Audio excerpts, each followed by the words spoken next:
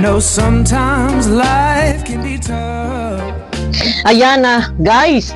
Muli, nagbabalik po yung lingkod. Ayan, mega love shoutout sa lahat ng ating mga minamahal na viewers. So, ayun na.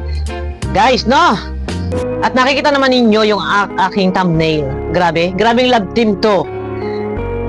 Gayong dinaig nyo pa yung isang relasyon, magjowa, magsyota, na kayo ay love team lang, pero naipakilala mo, nakilala si Joy ng lahat ng pamilya mo. O, di ba? Paano pa to? Pero yun na, guys. Mega love shout out sa inyo lahat. Ulit-ulit tayo at thank you pala lahat. Una-una, ako ay nagpapasalamat sa lahat ng aking mga kasama sa Danjoy Kilig Overload. Yan, marami sila, guys. Salamat sa Danjoy Kilig Overload. And syempre, salamat kay Ma'am Marie, kay Ma'am Helen. Yan, Danjoy Kilig Overload po yan. Thank you po sa inyong pagmamahal, pagsuporta sa ating Danjoy, kay Kalingap Dan and kay Joy. Maraming salamat po sa inyo sa walang sawang pagsuporta at sa lahat ng aking mga kasama sa Danjoy Kilig Overload. Medyo mahaba-haba pa po ang ating pagsasamahan at aabutin tayo ng 4 years. Hanggang sa si Joy ay makatapos, sana ay hindi tayo mapagod, hindi tayo magsawa, pwede magpahinga, pero pwede pong bumalik. Yan, ano ba? Ano bumalik? Wala namang umaalis. Pwede magpahinga, pagpagod na. And syempre, pagka wala na tayong ma-share, pwede magpahinga. Ayun, pagka meron ulit, tuloy ang laban. Pero yan na. Shout out pala muna kay Ma'am Pau. Yan. At shout out din po sa iyong mga kasama, Ma'am Pau. Alam mo na kung sino ka po. Ayan, Team Korea. Ayan, meron ba Team Korea? Danjoy Team Korea. Pagpaplanuhan at ang layunin, ang nais nila is makasuporta din po kay Joy Diwata. Pero ito na. Guys, basta ako, guys, no? Kung hindi man po ako nakasama sa Daet, huwag nyo ako paghahanapan. Ay, importante ako'y nandito at nandito sa Danjoy. Meron tayong mga kasamang mga sponsor. Yan. Alam niyo, yan. Sila Ma'am Helen, sila Ma'am Marie. Pero, yun na. Salamat sa inyo lahat. Pero ito na, guys. Ang topic po natin dito, dinaig pa ng isang tunay na magsyota, magrelasyon ang Danjoy. Bakit? Isipin nyo, guys, no? Love team pa lang yan. Yung iba na, meron sila ibinabato. Ito ha, ngayon ko lang ito magiging topic. At ito'y matagal na to. Yung iba na nagpapakalat ng mga picture, may kasamang babae, si Kalingap Dan, ganito. Wala na yung issue niya, pero ngayon ko lang ito magiging topic. Ito, guys. Sa iba na sinasabi na merong girlfriend si Kalingap Dan, magagawa ba ng isang Kalingap Dan na ipakilala yung kanyang kapartner? Sabihin natin wala silang relasyon, si Joy and si Kalingap Dan. Pero, eto na, nakilatis na. Nakilala na, nayakap na, na beso-beso na ang isang Princess Joy Diwata. Ika nga ay nabihag. Nabihag na. Paano to? Dalawang thumbs up si Tita Gemma, ang mama ni Kalingap Dan. Paano to? Paano na? Naku, Diyos ko, grabe na to. Paano mo pa ito matatakasan? Kalingap Dan, gayong si Joy Diwata ay kilalang-kilala na ng iyong pamilya at mismong sabihin na nating magbalae. hindi naman po magbalae. Si Nanay Melda at si Tita Gemma ay nagkakilala na rin. Nagkabeso-beso na rin. So, saan hahantong ang tagpong ito? Iyon ang pinakamalupit dito, guys. Saan hahantong ang tagpong ito? Paano pa ito magwawakas? Gayong ika nga ay bihag mo. Nagkabihagan na, nagkakakilalan na, nagkabeso-beso na. Ay, grabe. Eto, guys, sa totoo lang, for the first time na nangyari to, sa lahat ng mga love team, meron mang naunang love team, kahit ano, gaano kasikat, alam nyo yan.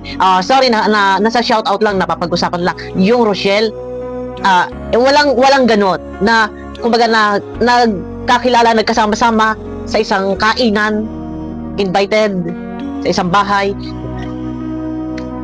First time nangyari, sa Danjoy lang, kay Joy Diwata, na ni-request na sana'y makilala, na sana'y makita. Alam niyo yan, kila Tita Emmy, sana'y makita daw si Joy.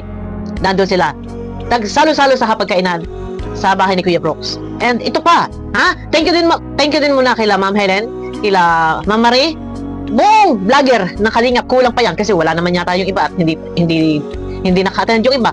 Buong Kalingap vloggers invited sa hapunan. First time din po nangyari ito. Maraming salamat sa ating big time sponsor, si Ma'am Helen. Si Ma'am Marie. Pero nakakatuwa lang kasi kumbaga ngayon lang nangyari to.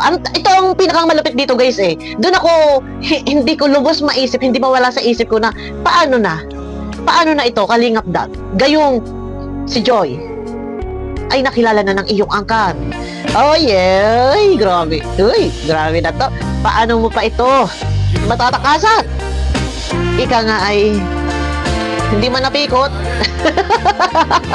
Wala namang pikot ang naganap. Kaya lang, ang mga ika nga ay parang nagkakasundo ang mga parang nangyayari, parang matandaan. Alam niyo yon yung kasabihan ng araw. Pag ang isang ang babae at lalaki ay pinagkakasundo. Pero wala namang pagkakasundo na ganap. Kumbaga, nagkasundo-sundo lang, nagkakita-kita, nagkakasundo-sundo, nagkakaayos-ayos, beso-beso ang mga parents sa parents. Ayan. At ang mga ninang, sino yung mga ninang? Si Ma'am Marie. Kulang na nga lang. Alam, sa totoo lang talaga, kulang na lang talaga ay kasal. Dahil lang dyan yung mga ninang, si Ninang Helen, si Ninang Marie, si Ninong Nolly. Oh, di ba? At meron ng magkakasal, si Kuya Bal. Ay, di ba? Ay, may flower girl pa din, yung hawak ni Joy na baby, yung pamangkin ni Joy, and si Baby Rabay, flower boy. Oh, talaga sa totoo lang, guys. Kulang na lang ay kasal. Grabe na to, talaga. Ito, dayo lang to nangyari. Pero si Beyonce, itinuturing na insan. Kasi dahil pinsan ni Kalingap Rob si Edo, yan, ay, yun nga lang, hindi pa nagkakakilala-kilalan. Pero naipakilala na din po ni Edo, si Beyonce sa kanyang mama. Ay, grabe na to. Grabe na. Napanood ba niyo yun, guys? Ay, si Beyonce talaga hiya-hiya. Sabi niyo, pambihira. Ay, pambihira. Puro pambihira. Ako doon natatawa ko kay Beyonce. Eh, puro pambihira. Ay, pambihira ito. Pero ito nakakatuwa. Kulang na lang ay kasal sa Danjoy. Dahil, nandun na si Ninong eh. Si Ninong Nolly. Nandun na si Ninang Marie. Nandun na si Ninang Helen. Oh, may mga ring bearer na yan, ha? May magkakasal na rin si Kuya Bal. Naku, Diyos ko, grabe. Andyan na yung mga magulang. Oh, di ba? Ay, grabe. Grabe. Oh, di ba? Nakakatuwa. Ngayon lang yan, guys, nangyari. Sa lahat, sa lahat ng love team, sa loob ng Kalingap, walang ganitong eksena. Hindi nyo ba naobserbahan? Hindi nyo ba napapansin? Sa matubang siblings, gusto nila makita si Joy. Eto na, nagsama-sama na naman. Kulang na nga lang po ay kasal. Ay, grabe. Pero nakakatuwa na Ang akin lang, paano ito Kalingap Dad? Na nagkakasundo-sundo ang mga parents, ang mga balay, ang mga ninong at ninang, nagkita-kita. Eh, ika nga'y parang sabihin na natin, nandyan na, na-corner na kayong dalawa. Uy! Uy! Naku, ano eh? Kumbaga, nakatatak na sa inyo. Ang tawag ito, kumbaga, nasa puso't damdamin na. Si Joy, alam niyo yan. Beso-beso na, kay Tita Gemma, shout out po, yan. O, di ba, nakakatuwa kasi, isang Joy Diwata, Princess Joy Diwata. Grabe, bonggang-bongga to. Ibang-iba talaga. Ibang-iba naman talaga, guys, yung Danjoy. Kung para before, sa love team ni Kalingap Dan, na parang marami ang against, marami ang hindi sang-ayon. Totoo, real to. Kahit man malaman nila, si girl, si M, kahit man malaman yan. Kasi kumbaga, kawang. Sabihin na natin, kahit malaman nila, totoo yan. Kasi kung talagang gusto kasi hantong na naman tayo doon. Kasi alam niyo guys, ganito yun eh. Kung talagang gusto ka ng isang tao, hindi man doon sasabihin natin pag-ibig na agad. Hindi. Kahit friends lang, kung talagang gusto ka ng isang tao, kahit kayo friends lang, kahit kayo ay partner lang sa love team, irerespeto at igagalang. Sorry. Baka hindi talaga kursunada. Ay, Diyos ko, sorry. Totoo naman. Kumbaga iba yung dating ni Joy. Si Joy talaga pang pamilya. Ay, yeah boy. Yeah boy daw. Pero ayun na, nakakatuwa lang kasi paano nakalingap dan yan? Gayong, sabihin na natin, sige, family friends, sila Joy, pero, alam mo na, ikaw ba'y ay! Pero nakakatuwa lang guys, kasi nagkakakilala sila, and si Joy tanggap. Alam nyo na yan. Yeah, di ba? Oy, oy. Pero ayun na guys, at sabi ko nga kulang na lang ay kasal. At nandiyan na ang mga ninang. Sila Ninang Marie, Ninang Helen, si Ninong Nolly ay meron na ring magkakasal.